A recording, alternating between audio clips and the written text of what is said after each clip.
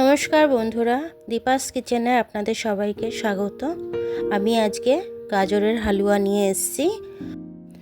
আমি এটা দিয়ে গ্রেট করে নিচ্ছি গাজরটা। তারপরে আমি আপনাদেরকে দেখাচ্ছি গাজরের হালুয়া কিভাবে আমি তৈরি করছি। দেখুন পুরোটা গ্রেট হয়ে গেছে আমার। এবার চলুন আমি রান্নার কাছে চলে যাই।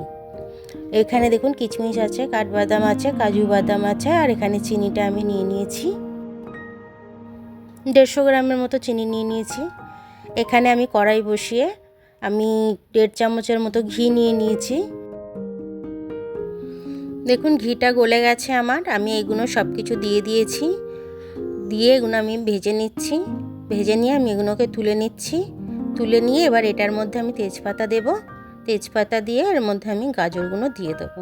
দেখুন তেজপাতাটা একটু ভাজা হচ্ছে, এবার গাজরটা আমি দিয়ে দেবো এর মধ্যে। গাজরটা দিয়ে দিয়েছি। এবার অল্প একটু নুনের ছিটা দেবো জাস্ট, নালে মিষ্টি জিনিসে ভালো লাগে না খেতে। তো একটু নুন দিয়ে এটাকে আমি ভাজা ভাজা করব। ভাজা ভাজা করতে করতে দেখুন আমার এটা ভাজা হয়েই এসছে প্রায়। 300 গ্রাম মতো এখানে আমার গাজর আছে। তো ভেজে একটুখানি হয়ে গেছে। তো আমি 250 গ্রাম মতো দুধ দিয়েছি। দুধ দিয়ে এটাকে একটু নেড়ে চেড়ে আমি এবার দেখুন চিনিটা দিয়ে দেবো।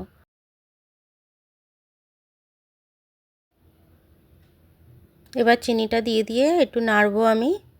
নেড়ে এবার আমি এটাকে চাপা দিয়ে দেবো। হাই ফ্লেমেই আমি চাপাটা দিয়ে দেবো। চাপাটা দিয়ে তারপর 5 মিনিট বাদে যখন ফুটে যাবে আমি 4খানা এলাচ ফাটিয়ে এটাকে আমি এর মধ্যে দিয়ে দেবো। দিয়ে আমি ভালো করে নেড়ে আবারও চাপা দিয়ে দেবো। এটা নাড়তে নাড়তে অনেকটা শুকনো হয়ে গেছে। আর একটু নেড়ে আমি ড্রাই ফ্রুটগুলো দিয়ে দেবো।